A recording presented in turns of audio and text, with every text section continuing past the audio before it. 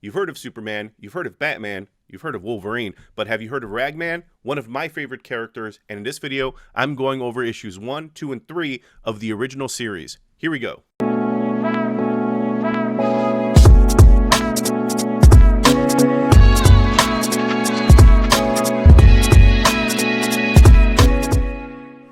Hey everyone, welcome to the video. My name is Bernie Gonzalez. I am a comic book creator.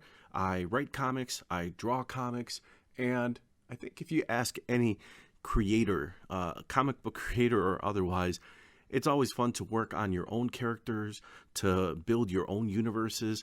But, you know, sometimes it's kind of fun just to work in somebody else's sandbox, to play with somebody else's toys.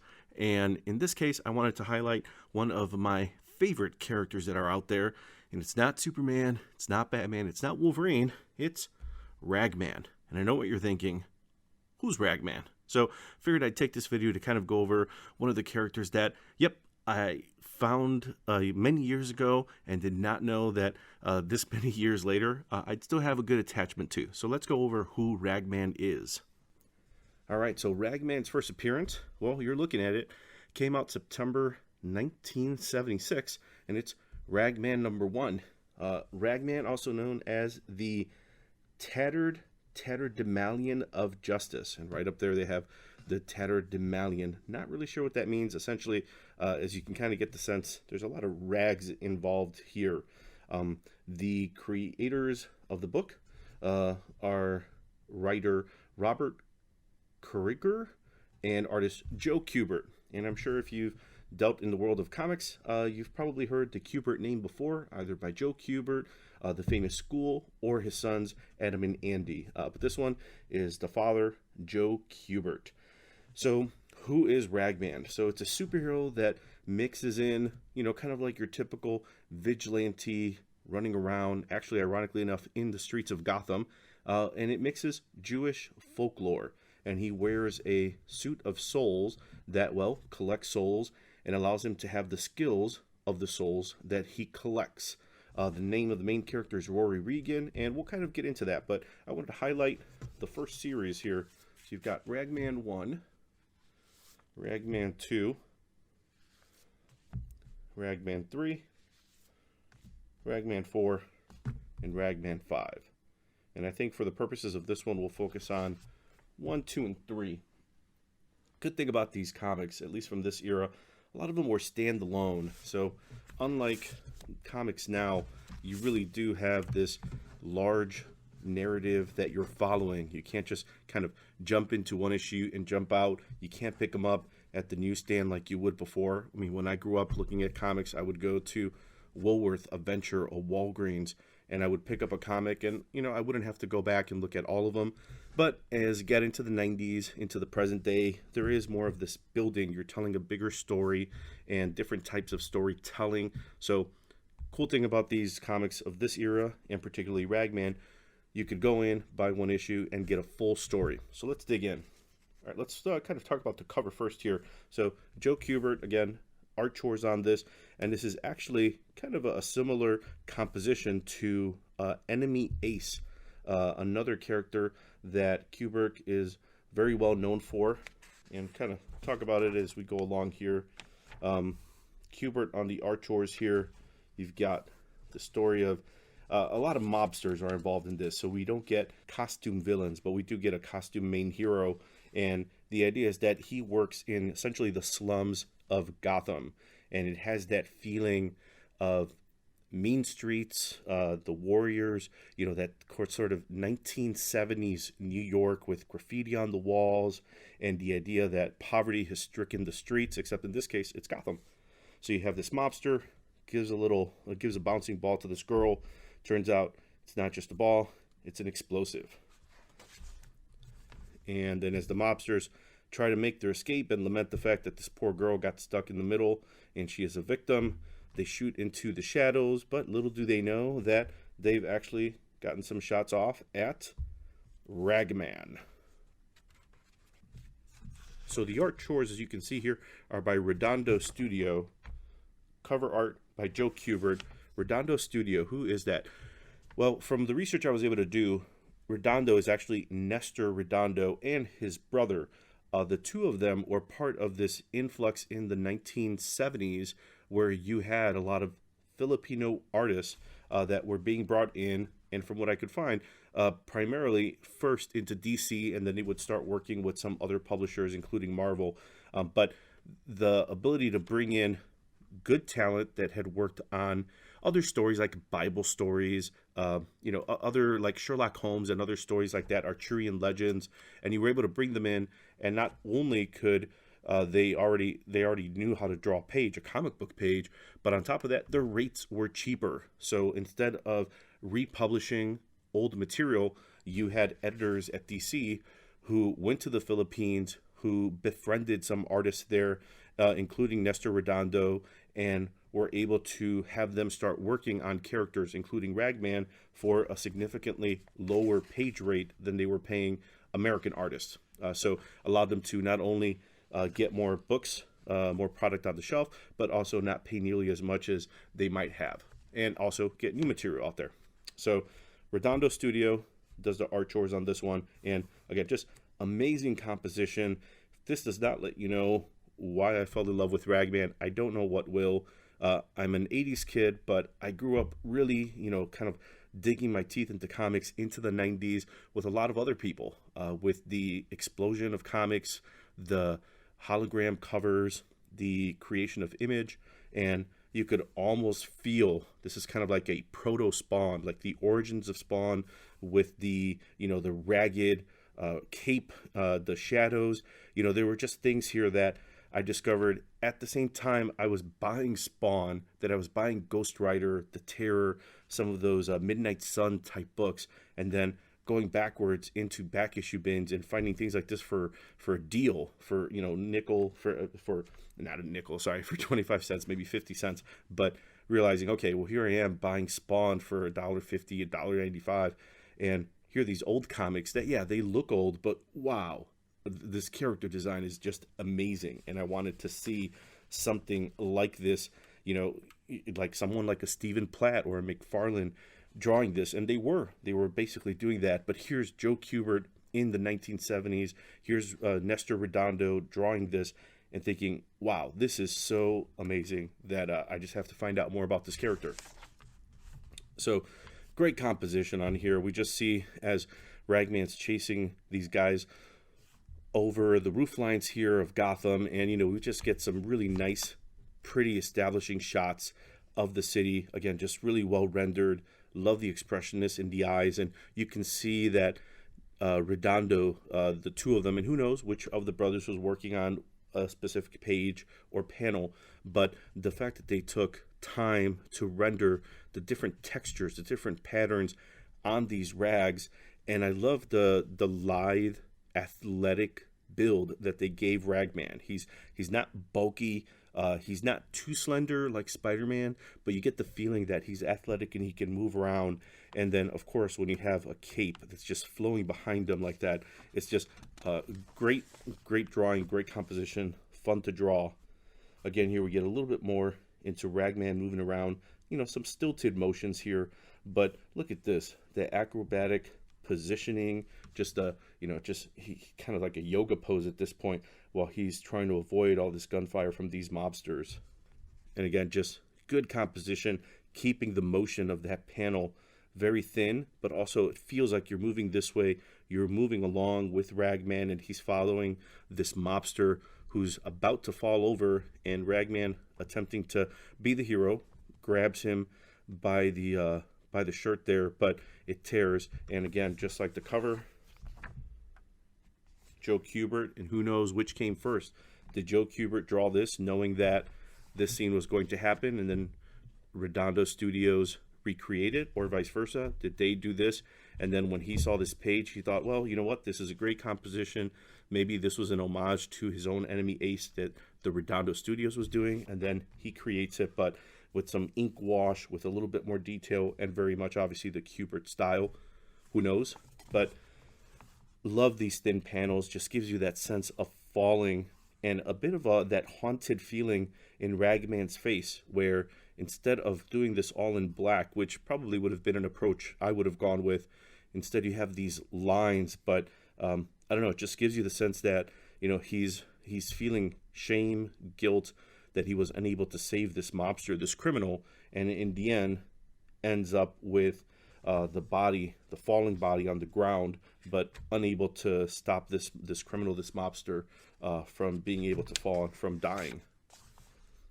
Get some shots of Ragman. Love that. Almost feels like it could be sunset, and you've got the shadows coming along. Again, love this panel. So much expressed so subtly. The shadow of the building just hugging the edge of the gutter there just gives you enough to know that there is height involved here. And I love the fact that in some of these you have this little insert panel, you have these caption boxes along the way, and this one they just had that little bit of artistic, just to change it up a little bit. You have the actual dialogue from the caption in the top of the panel there. Just really well done. I love that. So good. And the fact that Ragman has been hurt, and they talk about the dark drops of blood left behind on the roof tell their crimson tale. A lot of purple prose here. What's purple prose? A lot of this dialogue that's just really heavy-handed. It's almost unnecessary. I don't even know how to write that way. I mean, you're really kind of giving a reader their money's worth by putting a lot of words, a lot of captions on the page. But the storytelling is clear enough that this character has made their way to this place, Rags and Tatters. You can kind of get the sense that that's probably where Ragman lives. But some of the purple prose, as heavy-handed as it is, effective. The mass eye holes are bottomless pits of joy and sorrow, of heaven and hell. It's dramatic, but you gotta admit, it's a little poetic. Then you get the shot here of our hero, Rory Regan, who's a Vietnam vet and has come back home to take over his dad's Rags and Tatters store. And outside of a pawn shop and, kind of taking care of his dad's business, you have the people from the neighborhood who come in, the violin player who tries to sell his violin because he can't pay for new strings, the boy who sells the baseball that he caught in the bleachers of the stadium, the woman whose bird flew away and tries to sell the cage.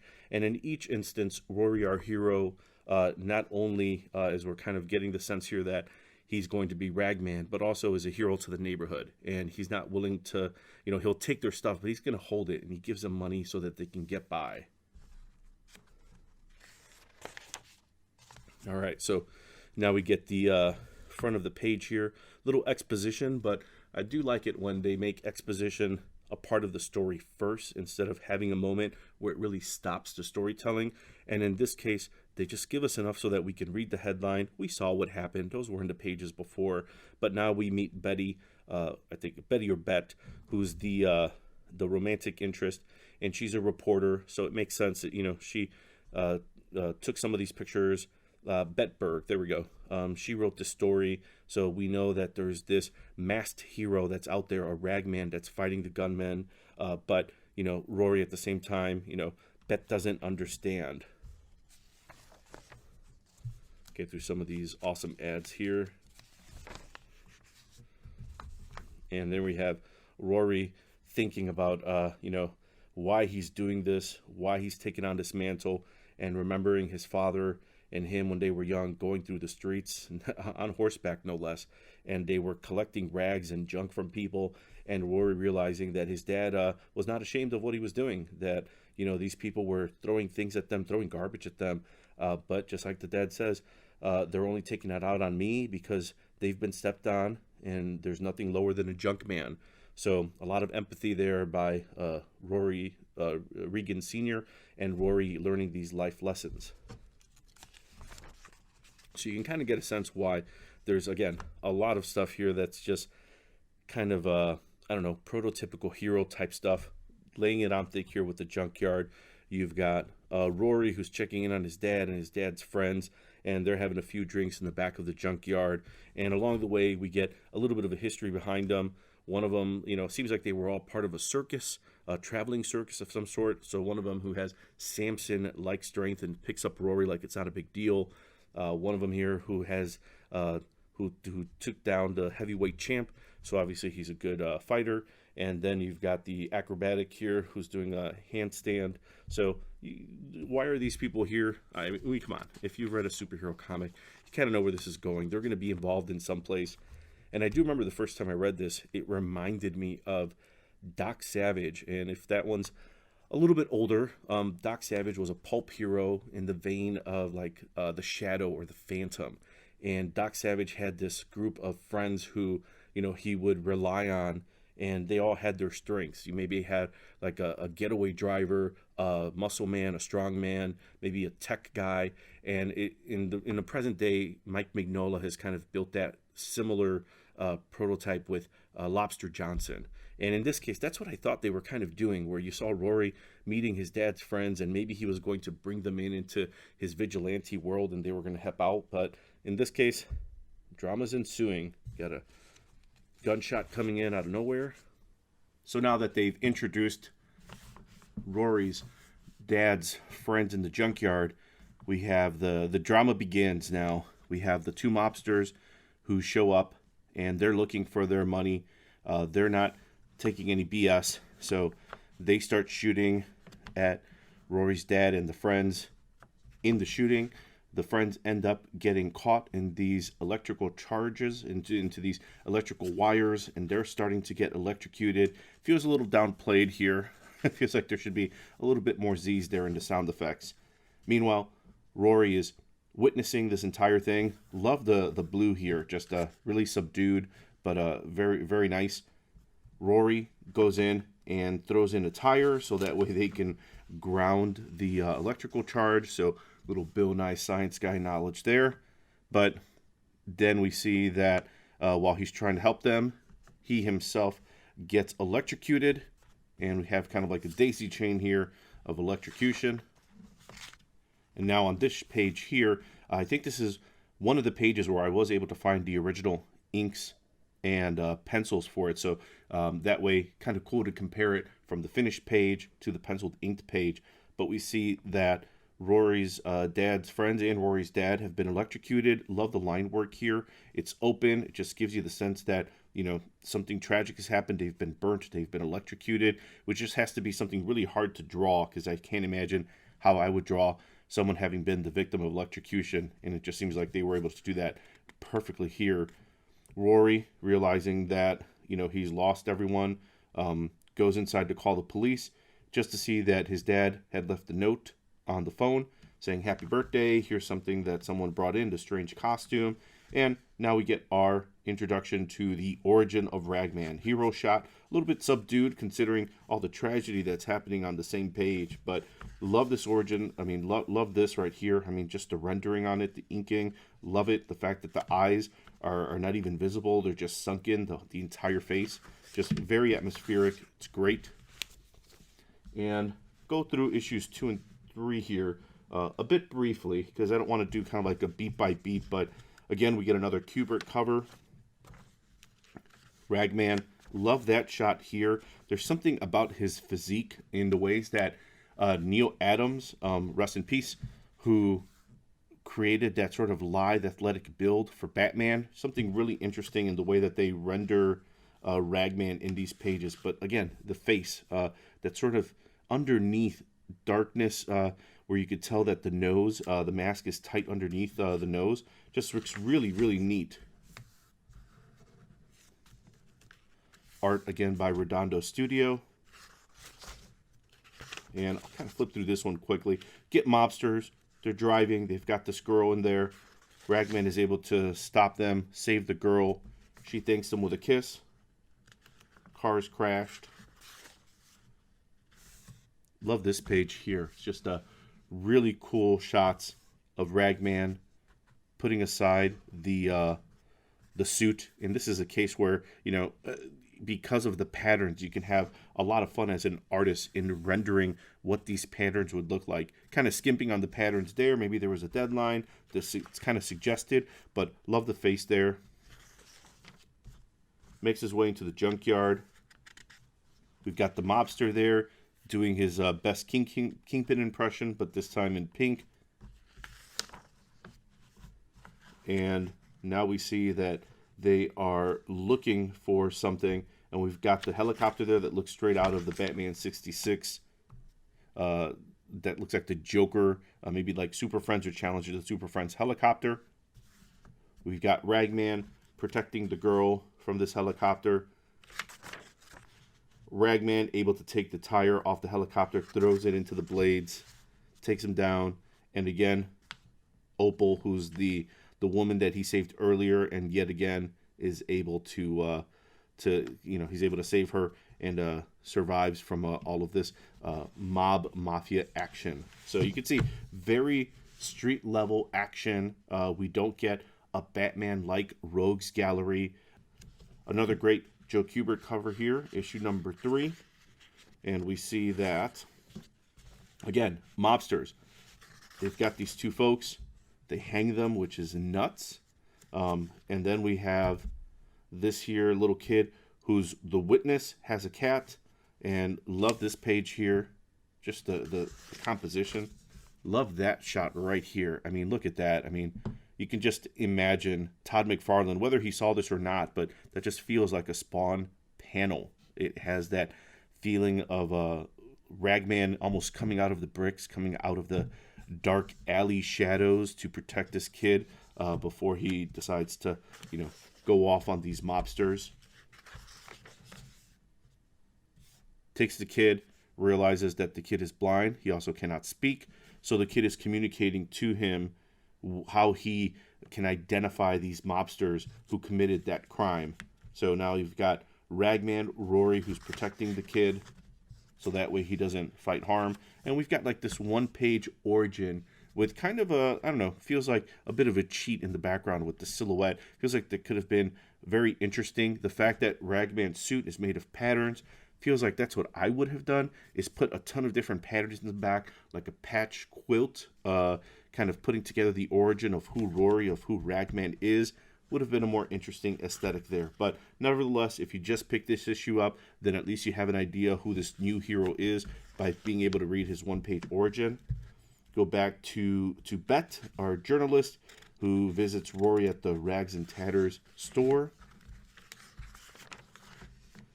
Meanwhile, mobsters continuing to be the center of the villainous attention here in the issue, going after Rory, going after Ragman. And then we get Bet, who is with the kid in a kind of like a, there we go, like a Chinatown exotic parade, as they call it there. And then the mobsters trying to find this kid, make sure that they get rid of him so that he can't identify them. But turns out Ragman is there. We get the mobster with a kind of like a wheelchair with machine guns in it because, comics, why not, right? Got the cat that saves the day. We get the mobster that gets thrown into the glass from his motorized wheelchair, and the end. So this is, I know you're probably thinking, well, I don't know, Bernie, I don't know why this exactly is inspiring, but again, there's just something about the aesthetic, there's something about the look of Ragman that I really always loved. These early stories, street level, on the other tracks, other side of the tracks of Gotham, where you can just imagine, kind of like the slums or in the Nolanverse, the Narrows. That's where I always kind of feel Ragman lived. So something always interesting about the stories and certainly his look. So in another episode, in another video, I'll have to go over issues 4 and 5. And then also, I think it'd be kind of fun talking about Batman to cover this issue of Brave and the Bold. One of the few times early on in his comics career that at least certainly I saw Ragman having a crossover with a classic character as Batman, in some ways maybe legitimizing who Ragman was for an audience that was only familiar with Ragman from these few issues, and then of course the Kubert covers that are just timeless. But I'll have to go through some of these because they're kind of neat. So thanks for checking out the video, and I would definitely say if you have a chance, check out Ragman. Yep, they're a product of their time. They're a little dated, but they're fun comics, and I don't think you'll be disappointed. In this video, I'm revisiting Ragman, going over issues 4 and 5 of the original Ragman series. Here we go.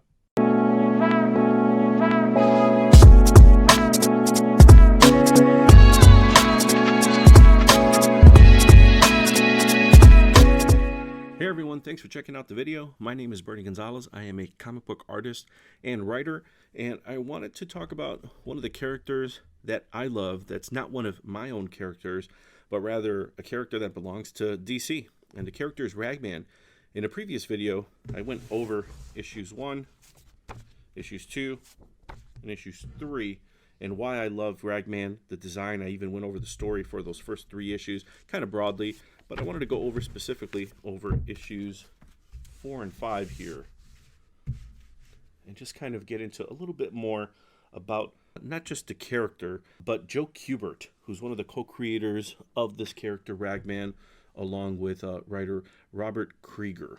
So, Ragman was released in 1976 in September. That was his first appearance, and those 5 issues, including 4 and 5 here, were that first kind of limited series that introduced the character, the Tatterdemalion of Justice, to the DC universe.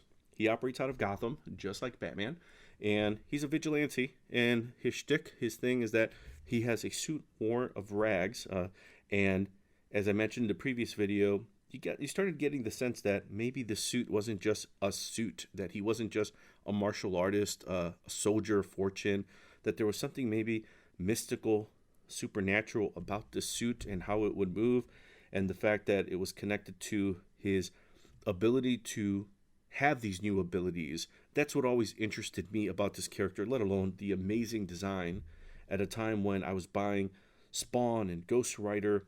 I was looking at characters like this that were very much before my time, before I was even born, and just thinking like, wow, look at that. That just looks so interesting. So much great design, and then realizing that later that this was Joe Kubert, and if you've heard the name before, Joe Kubert, amazing artist, legendary Hall of Fame artist. His 2 sons, Adam and Andy, amazing artists in their own rights, and then there's also the Kubert School, and that was that's created a lot of artists that have come into the comic book industry that are Kubert School graduates. But I wanted to go over 2 of these because in those first 3 issues, the artwork was by Redondo Studios, and Redondo Studios, at least from what I was able to find, is Nestor Redondo and his brother, and they were part of this influx in the 70s of Filipino artists that were brought into DC, into Marvel, to work on creating new comic books, more product out there, but at a reduced page rate, so that way the editors, the publishers could get more things out, but not nearly cost them as much, and also not just have to reprint old material. And Nestor Redondo and his brother were part of that wave, and they did some of the artwork. So in this story, pretty sure, yep, here we are again, Redondo Studio. And I'm not going to focus so much on this one, although it's kind of interesting because it's basically about a girl who overdoses, and you get this just amazing, I think it's called La Pieta shot. It's kind of based on this sculpture of Mary holding Jesus, and you just get this great shot here of Ragman holding this girl who's overdosed, and just great emotive eyes. Ragman, again, outside of some of the spirit, maybe supernatural type elements involved in there, is also weighted in Jewish folklore and mythology. So the Golem myth, the sort of kind of like lump of clay, of mud, that serves a master, but also is a bit lifeless in its way. It's mindless, but at the same time has an agenda of its own. And in this case, the suit has kind of a pull on its wearer, our hero here, Rory Regan, in the same ways that the Venom suit has on its wearer, on Eddie Brock. And you have to satiate the appetite, you have to feed the souls into the suit. And in his case, his dad and his dad's friends were killed by being electrocuted. He happened to be there, and it seems to be that he may have absorbed the souls, the skills of his dad and his friends. And his dad's, of course, in the world of superheroes, his friends happen to be, a Olympic like weightlifter, an acrobat, and a heavyweight champ.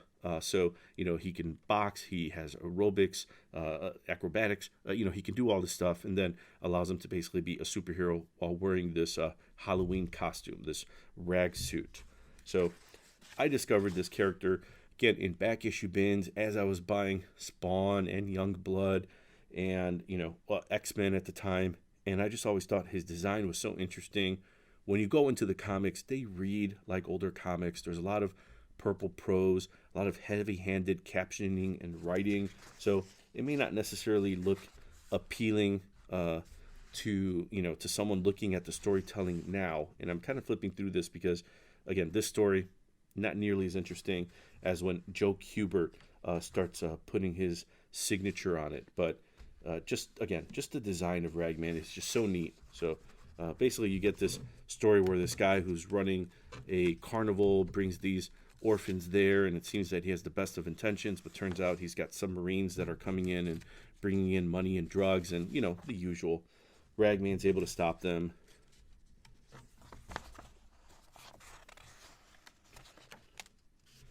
And after he takes them all out, the guy's just there kind of like, oh, he's shaking because, he's seen Ragman, who's a living nightmare. Oh boy, But what I really wanted to get to is this short story here. So here we have Joe Kubert drawing Ragman, again, the Tatterdemalion of Justice. And what's really interesting about this is that there's been a few well-known silent comics in comic book history. G.I. Joe 21 probably being the first one. G.I. Joe Yearbook number 3 happens to have a short story in there as well called Hush Job. But G.I. Joe number 21, Silent Interlude, an entire dialogue-free comic book by Larry Hama. And I wanted to bring that up because this is a short story by Joe Kubert, as in it's actually drawn by Joe Kubert, written by Bob Kaniger. I'm pretty sure that's how he said it, who's also the co-creator of Ragman. But again, no captions, no dialogue, and it's Joe Kubert. I mean, that's just enough to kind of go through this, and that's why I kind of flipped through the first part, because here this is the meat here. Here's what we're talking about. So kind of see the story here. Here's Ragman doing his best crow impression, and meanwhile you've got these guys in the back with shovels, and they're breaking into the cemetery, literally just like tossing around tombstones, just causing some damage. They think they hear some sounds. Ragman's just there kind of observing everything and realizing these guys are causing some disturbance and creating some damage. It seems like they're picking through, looting bodies, looking at people who've been buried. But look at this artwork, folks. Look at that. Just great design, great composition. I love the fact that just did not need to litter that panel up with a lot of foliage. It's just beautifully drawn. Those eyes, Kubert was so good at that. His faces were so expressive, and then he also had these great dynamic poses. Just very expressive. Just has you feeling that these bodies are in motion. But use of shadows, that was something that, especially compared to some of his contemporaries, he was not afraid to sling the black on the page, to really bring in shadows, to also have moments like this where things could be open. But just in cases like this, where the best way Ragman works is if you put him in a shadow and you have a few little touches of the rags, of the patterns that make up his costume. But if you put him in rags, his silhouette, the way he looks, it just totally works, especially if you keep him in black. And Joe Kubert does a great job of doing that in a lot of his artwork, and especially in a character like Ragman here. So you've got these tomb robbers that seems to be looking for something, and then they end up unearthing one of the coffins here while the statue is looming over them. But again, just beautiful brushwork on this. There were times where he was able to use this very, just very fluid brush line to make things feel organic, to add weight to things, while at the same time leaving some openness, which is something that he was really good with in the case of like the rocks here, where he would just kind of slightly connect things, and it almost feels like a connect the dots, where you can tell the shape of it, you can see what the thing is supposed to be, but he's letting the reader do a little work in the same ways that the reader is connecting the panels here. We don't see what happens like shot by shot, like a storyboard. Our mind fills in what happens in between the gutters. And Kubert was incredibly, he was a genius. He was a master in his composition, but at the same time, as an inker, he also knew to let the reader fill in some of these blanks, and he was able to do that by just using different textures, by using his ink line to really just not only do some of the drawing for him, but then also to just really tell the story really well. And in cases like this, where that's all you need, just beautifully well done. So Kubert's known for a few different creations, like Viking Prince, Tor, Tor, who's kind of like a Conan type analog, Enemy A, Sergeant Rock, and then there's also Ragman, who's the co-creator. He's also known for working on characters like Hawkman for sure. He also worked on Tarzan. But there's just something about Ragman and his design that just works perfectly well with Kubert. Times like this where it feels, this definitely feels like this is deadline time. This is not Kubert at his finest. It feels like you might as well just put them all in black, and that would have probably worked even better.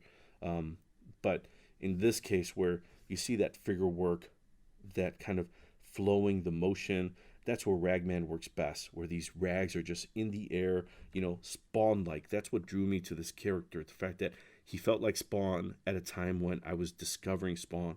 I was discovering McFarlane, and busy lines, a lot of line work, felt like a good artist. And then going backwards and seeing masters like Joe Kubert and realizing that, yeah, you didn't have to fill up the page with a lot of thin lines, grabbing microns to do that, or grabbing a thin brush. You could go heavy-handed in some cases and incredibly effectively just tell the story. So in this case, you've got these Tomb Raiders that, find what they're looking for, may have seemed to go through a few of them to finally get what they want, and then Ragman sees what they're up to, hits them, and then he also gets hit by a shovel. And as he's going backwards, goes right into the statue, and it almost feels like the statue's eyes open up and they fall down, and they don't just fall, they fall on top of these guys, these coffin robbers, and they're out for the count. Then we get the headline shot to just kind of explain everything here. This is the closest you're going to get to the short story having any type of captioning, any type of dialogue. These crooks that have faked the vandalism to steal fortune, they've been discovered dead. The police have identified all the jewels. All the storytelling is there in these few pages. So what is this? 1, 2, 3, 4, 5. In this 5-page short story that just showcases where Ragman works best, when he's in the shadows, when he's in the dark, and also when Kubert is just doing the line work, but also the brush work on it to just really do what he does best, to bring in those blacks, that composition, the moodiness, just Joe Kubert on fire, doing a great job. And then when you see something like this, to something like this that feels also very nice. Again, you get this artwork here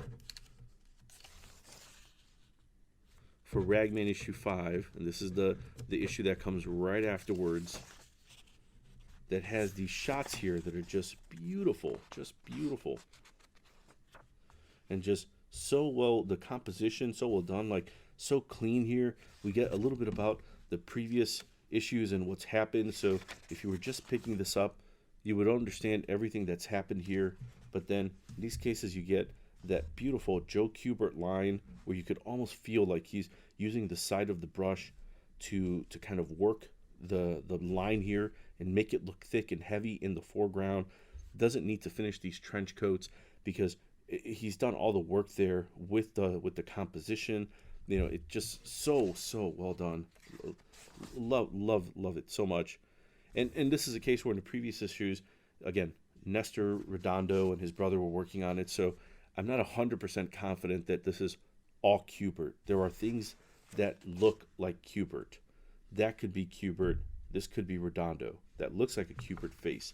So there are times where it feels like there are different people on here. Like that's a Joe Kubert face. That just feels like it. But then there's other times where I'm not 100% sure. But love the composition here. The blacks. Just the fact that, they're able to bring in all of those shadows. Things here like, just to show you that this is kind of a winter scene. And just in doing those simple line works, there's just enough there to let you know there's snow underground. It's not clean. It's just done so effectively with just the right line work. A little ad where we get a shot of Ragman there, courtesy of Joe Kubert, along with some of the other heroes. Again, you can see that just feels like a Joe Kubert face, although I don't know how effective it is for a driver for what's probably the mob driving around with sunglasses at night, but you even get the shot of Ragman hands on hips, very heroic, which feels actually opposite of what Ragman is. He feels like, again, he's lurking in the shadows, just like Batman. He operates in Gotham. This feels a little bit closer to what Ragman is. You rarely see his face sometimes. He's just moving in and out. That's almost like this dark angel, the cape almost acting like wings where it's split. I mean, that's just beautifully well done, but it's ominous. It's who Ragman is. And again, cases where the composition is just doing a great job of keeping things in motion, of not keeping things too weighed down. So if you're going through this, you're flipping this, you're seeing the superhero shots there. Those are the money shots. Those are the payoff shots. But keeping that cape just kind of like moving and using that brushwork where you're feeling the raggedness, the tears in that cape there. This is not Batman. This is very different. This is not a clean hero.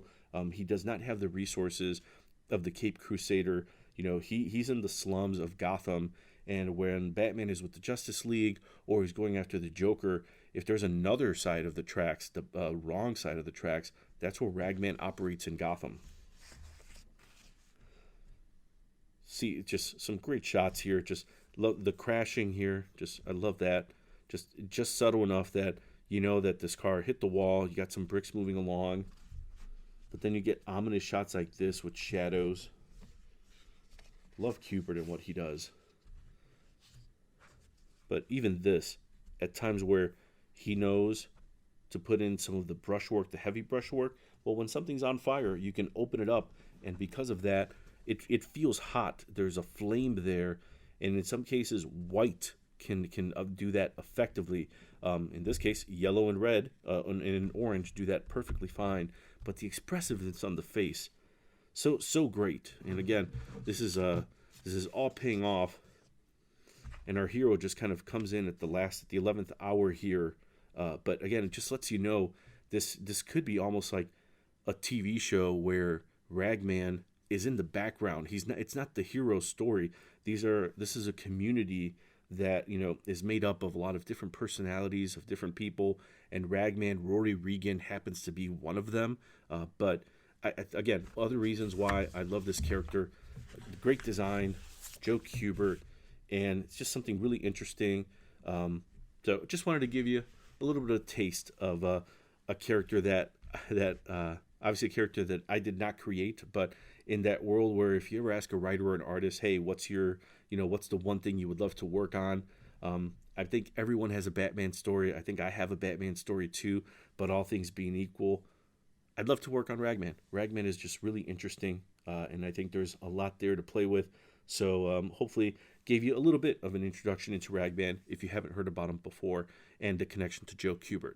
All right, thanks for watching. Let's get brave. Let's get bold. I'm talking about Ragman's appearance with Batman in Brave and the Bold, number 196. Here we go.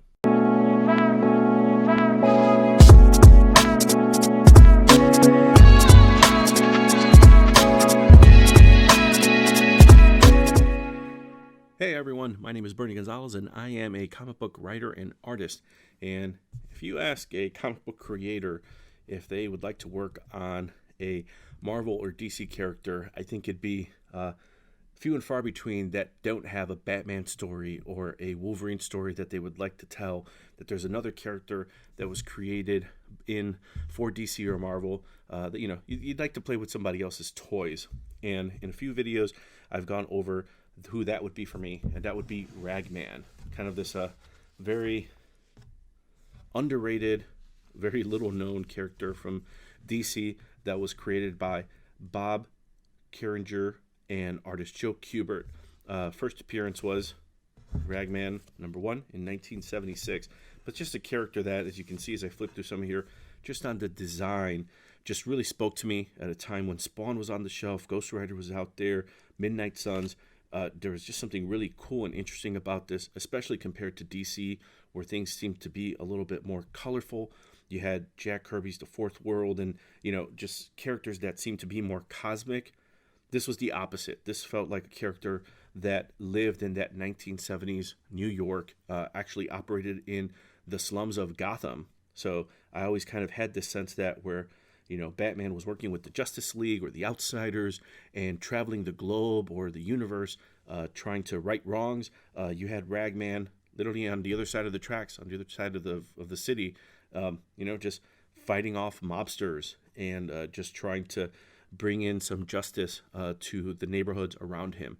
And that always, I thought, was very interesting because it didn't feel grandiose, didn't feel earth-shattering. It just felt like a hero that was trying to save one block at a time. And then on top of that, really amazing character design. So in previous videos, I went over Joe Kubert and his contribution. He did a short story in this issue specifically here, a 5-page story without any dialogue or captions. That's just really well done. And obviously he contributed to the covers. But speaking of Batman, I wanted to go over one of those few times where, at least at the time it was released, Ragman carried over into other characters. So this is Brave and the Bold, number 196. And again, speaking of Batman, there's Batman in Ragman's arms, seemingly unconscious, being saved by Ragman.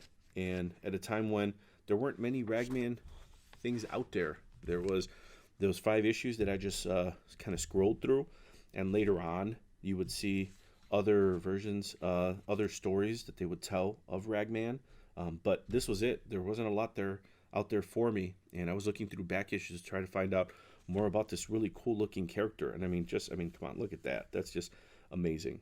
This one is by Jim Aparo, who, thinking again, Batman and the Outsiders, did a lot of artwork into Batman in the DC world. Great artist. And going from Joe Kubert to Aparo, not a big drop off there. But I wanted to showcase this issue because you don't really see Ragman play with others a lot. Again, he's kind of contained to Gotham, to even his section of Gotham, but this is why I love that character. Again, at a time when Spawn was out there, Uncanny X-Men, a Ghost Rider, that just spoke to me. The designs, that long kind of hood, just really well done. I loved it. The face, it looked ominous, it looked scary, it looked mysterious. And in this issue, now he crosses paths with this figure that's flying in through the air, lands on the ground. He's able to brace his fall, and we find out that it's Batman.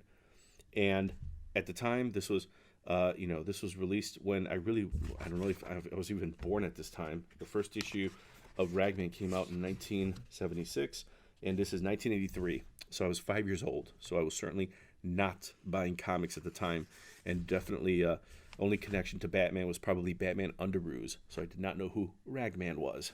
But that being said, once I discovered Ragman, I wanted to find out more, and then to find out later that these Brave and the Bold books teamed up characters that you would never really see together. So whereas you might see Batman obviously in Justice League, you're never going to see Ragman in Justice League. So this is the closest thing that I was going to get to finding more about this character that I really enjoyed.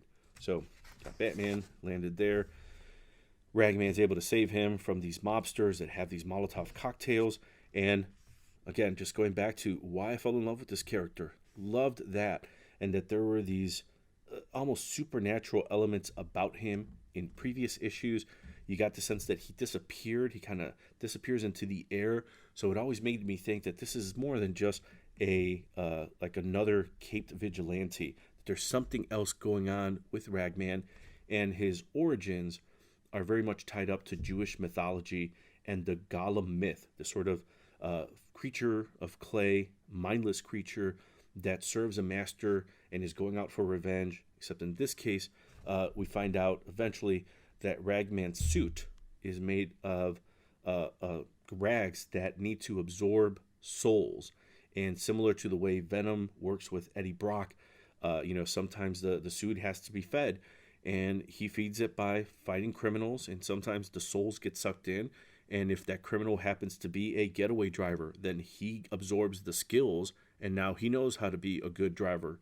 If the person's a safe cracker, he absorbs the soul. Now he can pick locks and crack safes. So I always thought that was really interesting, because you could put him around characters like Batman, and Batman, while obviously dealing with, cosmic threats, there's just something interesting that I always thought Ragman was very underrated considering his power set.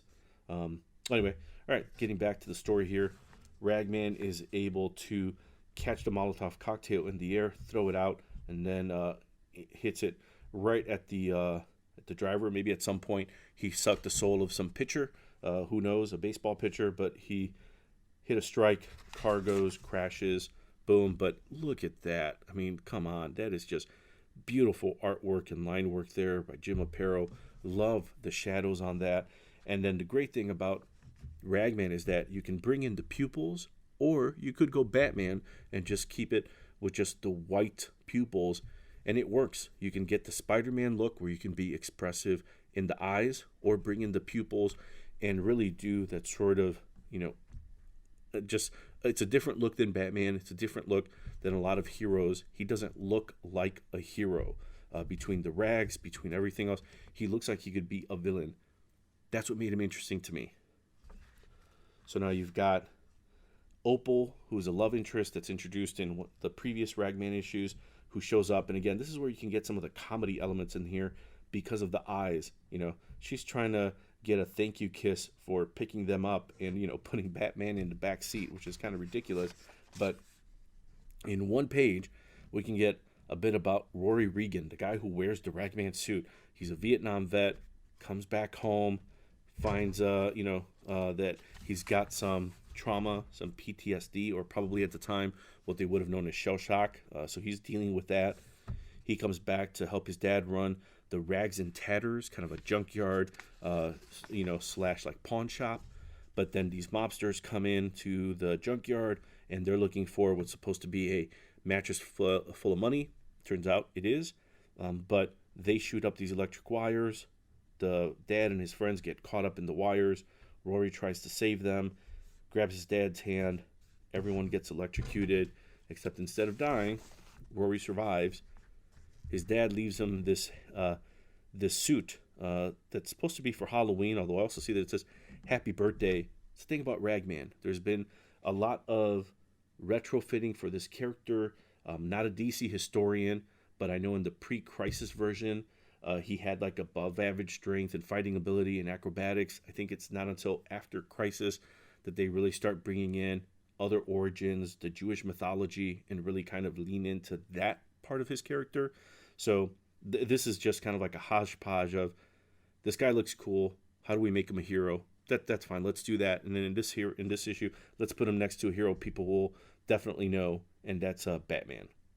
So we get that very, at least to me, very specific Jim Aparo type thing where he would bring in the black underneath the eyes. That was just something that I never knew who did that, but when you see artists that just bring in their signature, Norm Brayfogle, Neil Adams, Kelly Jones, in this case, that was something that Aparo and to me Brayfogle, they seemed to do that, and it was always just an interesting take because they also drew Batman more athletic. He wasn't bulky, something that Neil Adams did successfully in kind of bringing that Olympic type physique to Batman.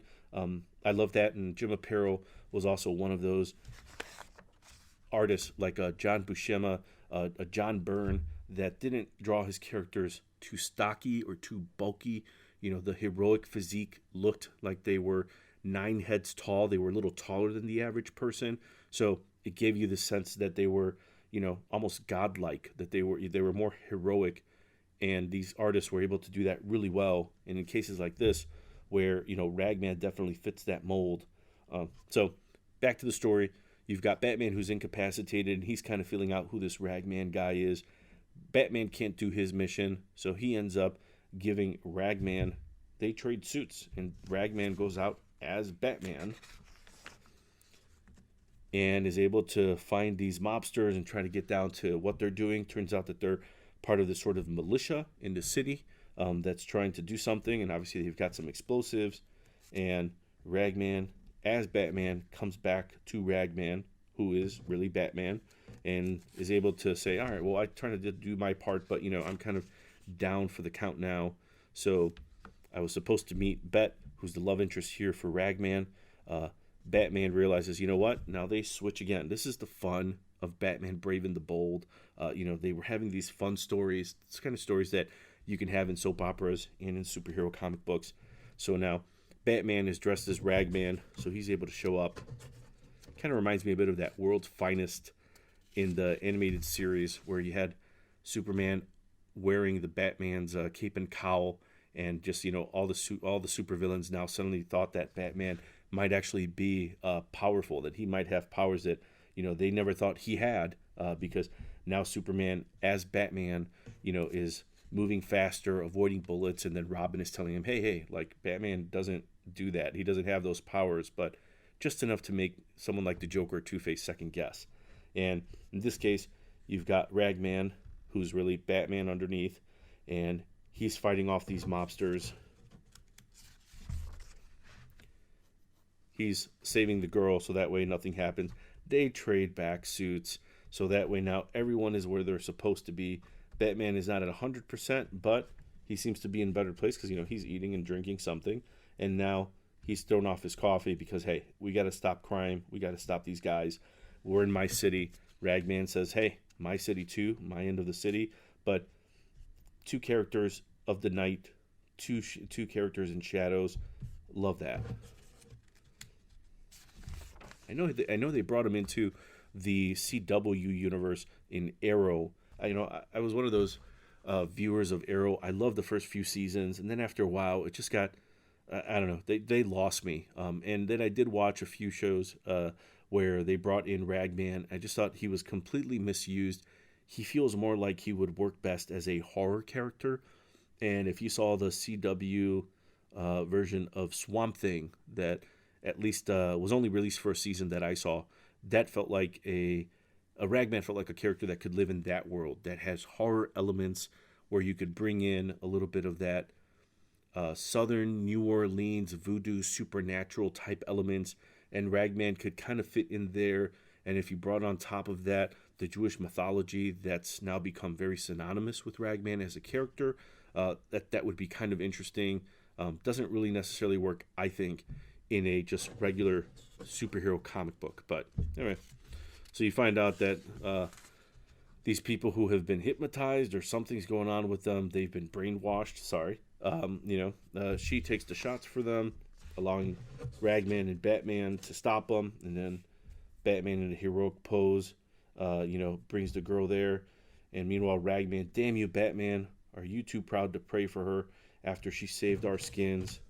Batman looking out, maybe not a fan of prayer, but does what he does best, is able to give her mouth to mouth and bring her back, while Ragman is pleading with Batman to do something. In the end, they part ways. Ragman, you taught me tonight there were many, many ways to pray. So again, there's kind of like these interesting religious elements that are not as, in the foreground, like in Daredevil. Characters like Daredevil very much have religion as a part of their origin, as a part of, who they are underneath the costume. Ragman doesn't really have that, at least in this sort of like pre-crisis, DC Crisis world. And again, I'm not a DC historian. I know they've done a lot more things with Ragman afterwards, but again, at a time when this is it. This is all I've got. I'm looking through back issue bins, and this is all I find for Ragman, and then I stumble onto this. you know I was going to pick it up. It's Jim Aparo. This is great. I just went from Joe Kubert and Nestor Redondo Studios for this. So I'm loving this, but just wanted to share that because, again, as a creator, sometimes when people ask, hey, wouldn't you want to do a Batman story?